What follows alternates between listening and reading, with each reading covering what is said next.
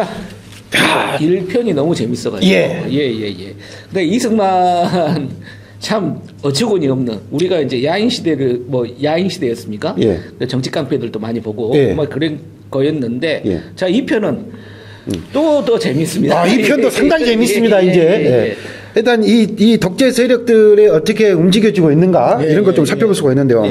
이승만이 이제 그 하야를 했어요. 근데 하야 과정도 재밌는 게 많습니다.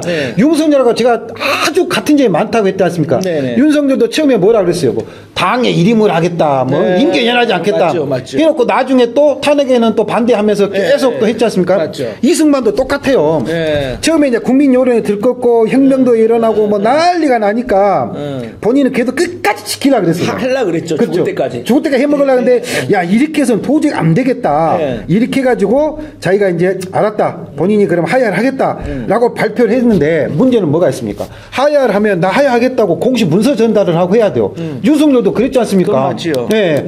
대충 국민들 앞에서만 이래저래 하겠다는, 그 다음 뭐, 승부 안 한 것처럼 3시간을 버텼지 않습니까? 개헌 해제 의견 났음에도 불구하고. 이승만도 하겠다고 해놓고 아쉬운 거예요. 뭔가 안 할 방법이 없을까? 그러다가 이제 또 하루에 또 시간을 지나요. 근데 막 상하방에서 이제 압박이 가죠. 그렇죠. 야, 본인이 그만둔다고 얘기까지 해놓고 왜 한 거를 공식 문서로 전달해야 되지 않냐. 버티다 도저히 안 되겠다 싶었고 결국은 이제 냅니다, 이제. 공식적으로 서류를 내고 그러고 나서 이제 하와이로 도망을 갔죠. 그렇죠. 윤석열과 김건희는 왜 안 출입금지 돼서 못 가나요? 출입금지됐죠. 아, 그렇군요. 어쨌든 이승만이 이제 하와이로 이제 가고 나서 그때 그 다음에 이제 대통령 또 뽑아야 되지 않겠습니까? 근데 이제 그때는 대통령이 또 뭐가 있냐면은 어쨌든 그 당시까지만 해도 국회가 일단 먼저 뽑게 돼 있어요.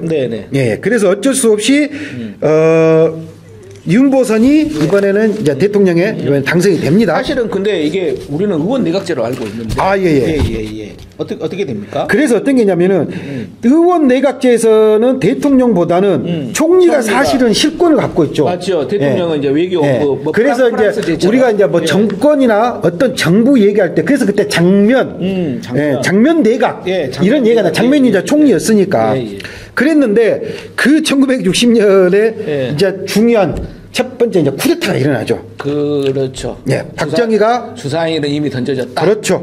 박정희가 어찌됐든 이제 쿠데타를 일으켜 가지고 뭐 명분은 여러 가지를 삼았죠. 뭐 국가가 혼란하고 어렵고 뭐 어쩌고 저쩌고 하니까 싶어서 그런 거죠. 본인이 이제 뭐 정권을 잡고 있어 어쨌든 쿠데타가 일어나고 그리고 나서 1963년도에 박정희가 이제 대통령 선거에 나옵니다. 군복을 벗고. 근데 사람들은 박정희가 처음부터 본인이 국회 그 대통령 해먹으려고 다 간선 또는 뭐 그런 줄 아는데.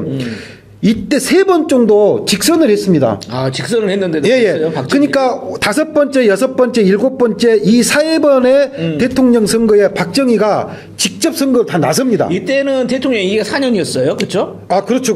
예. 그래서 처음에 박정희가 나갔을 때 상대 후보는 윤보선이었거든요. 아주 박빙이었습니다.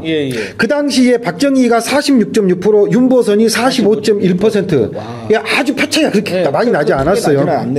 그리고 이제 박정희가 4년 동안 대통령을 하고 그때는 박정희가 사실은 독재 이런 것보다도 나름 뭐 경제개발 5개년 계획 이런 거 굉장히 많이 잘 했어요. 어쨌든 그리고 이때 박정희가 뭘 잘했냐면은 이승만의 세력들을 완전히 다 척사시켜 버립니다. 아, 적폐청사를 했네요. 예, 적폐청사. 정치 깡패들 막 사형시켰지 않습니까? 이정재가 그 동대문에서 그렇죠. 뭐 이렇게 뭐 이거죠. 그리고 그 당시에 이재명이가 박정희가 남로당 정권 시절을 했기 때문에 호남하고 직선대 보면은 영남, 그다음 제주도 쪽은 완전히 박정희에게 몰표를 주다시피 상당히 지지세를 강했거든요. 맞습니다. 그러다 보니까 어쨌든 박정희가 2번 정도는 대통령을 했습니다. 그리고 3번째 1971년도에 3번째 대통령 나갈 때가 가장 이제 재밌는 선거가 되죠. 그렇죠. 이게 유명한 선거죠. 그렇죠. 그때 상대 후보가 누구였습니까? 김대중. 그렇죠. 전 대통령이었죠. 이때 이제 김대중이 40대 이제 기수로 또 나오는데 김영삼 전 대통령 같이. 근데 얼마나 웃기냐면은 박정희가 처음 대통령 됐을 때 나이가 몇 살인지 아십니까? 깜짝 놀라실 거예요. 뭐 국민 여러분 혹시 아십니까? 한 50대가 안 됐습니다. 그렇죠. 다 그렇게 생각합니다. 아실 텐데 일부러 방송 재미있게 말씀하시죠. 44살이었어요. 어마어마 젊죠. 44살에 쿠데타를 일으켜서 대통령을 했었죠. 그러니까 박정희가 독재를 꿈꾸고 영원히 대통령 하고 싶었던 거예요. 젊은 나이였으니까. 가장 남자로서 의혹도 있고 가장 활발했던 때죠. 그때는 이제 김대중 씨가 야권에서 어마어마하게 전국적인 바람 불었거든요. 그렇죠. 지금이야 뭐 유튜브도 있고 뭐 방송도 있지만은 그 당시에 여의도 집회해버리면은 막 100만 명이 운집하고 또 이분이 굉장히 공부도 열심히 하고 연설을 잘 하거든요.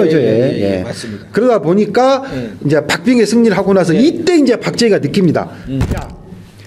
이때 박정희가 대통령 선거 때 김대중을 이기기 위해서 예산에 엄청난 많은 예산을 선거장을 막 써버립니다. 몇백억씩 막 써버리고 문제가 생기죠. 근데 이때 김대중을 내가 못 이기면은 영원히 자기가 그 다음에는 대통령이 안 될 수도 있겠다. 그렇죠. 이래 가지고 그때 이제 지랄해서 만든 것이 이제 다 아시죠, 국민 여러분. 뭡니까? 유신헌법. 그렇죠. 유신헌법이죠. 유신헌법이죠. 근데 이게 재밌는 게 이때 박정희가 저한테 표를 주십시오 하면서 한 유명한 말이 있지 않습니까? 뭘 하겠습니까?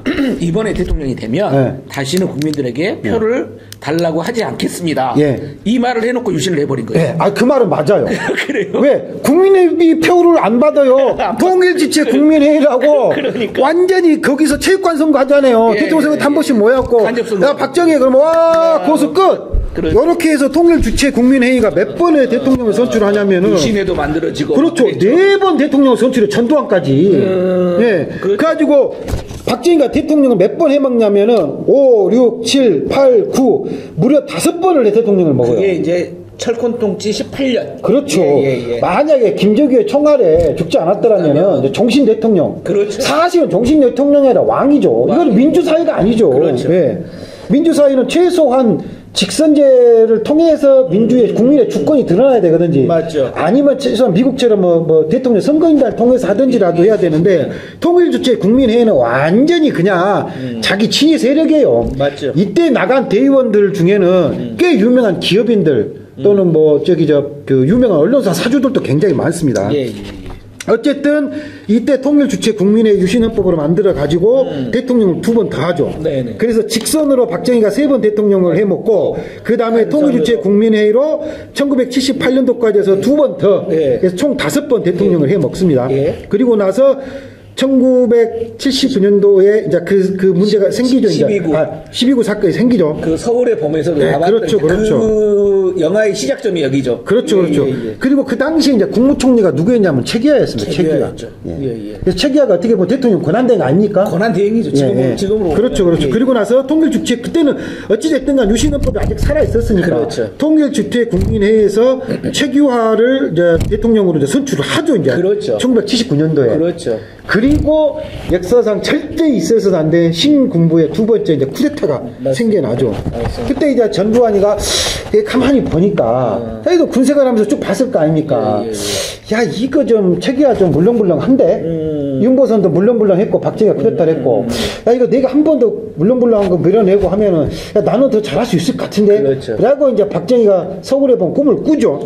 그리고 이제 쿠데타를 하고 나서 1980년도에 전두환이가 그때 이제 무소속이었어요. 통일주체 국민회의에서 이때도 또 뽑힙니다. 자, 이 뒤에 전두환은 또 다음 시리즈로 하는데 여기서 재밌는 게 최규하가 사실은 세평에도 그렇고 굉장히 물렀다. 이때 최규하가 조금 버텨줬으면 신군부는 나타나지 않았을 것이다. 그럴 수도 있죠. 그런 세평도 있더라고요. 그 말도 맞습니다. 사실 그 부분이 제일 좀 안타까운 부분인데요. 그런 부분들은 지금도 사실은 이제 어떻게 보면은 이게 국무총리라는 자리가 좀 약간 좀 그런 게 있습니다. 왜냐하면 선출된 자리가 아니거든요. 대통령이 이제 어떤 방식으로든 대통령이 선출되고 나면은 국무총리는 좀 행정 업무를 해야 되니까 대행만 하는 거니까. 좀 행정적으로 약간 좀 행정적인 사람, 안정에 좀 방점을 두고, 그 약간 좀 성격도 좀 무난하고, 나쁘게 말하면 물에 물 탄 듯, 술에 술 탄 듯. 이런 사람을 하다 보니까, 그리고 약간 정무적 감각이 사실은 또 필요한 자리가 아니거든요. 그러다 보니까 좀 안타까운 일이 좀 생긴 거죠. 그 영화에서 보면 이 양반이 이제 마지막으로 자기로서는 가장 큰 저항이라고 했던 게 그거 있습니다. 대통령 재가를 받기 위해서 이제 신군부 전담부 나오지 않습니까? 거기에서 결국은 압박에 못 이겨서 사인을 합니다. 사인을 하는데 갑자기 잡죠. 그러면서 그 밑에다가 딱 쓰지 않습니까? 이것은 사후결제다. 이 이야기를 이걸 쓴 거죠. 이게 이제 가장 큰 저항이었다. 근데 저는 이해할 수가 없는 게 아니 대통령이지 않습니까? 그렇죠. 직무대행. 그렇죠. 직무대행이면 대통령이나 마찬가지인데 어떻게 국방부 장관도 아니고 육군 참모총장도 아니고 우리가 투스타가 와가지고 대통령한테 결제해달라고 국방부 장관에 결제도 없이 와가지고 그걸 하면서 쪽팔리게 사후 결제 나 못타요. 아니요, 그래서 육군 참모총장 전화해가지고 저 국방부 장관, 육군 참모총장 경질하세요.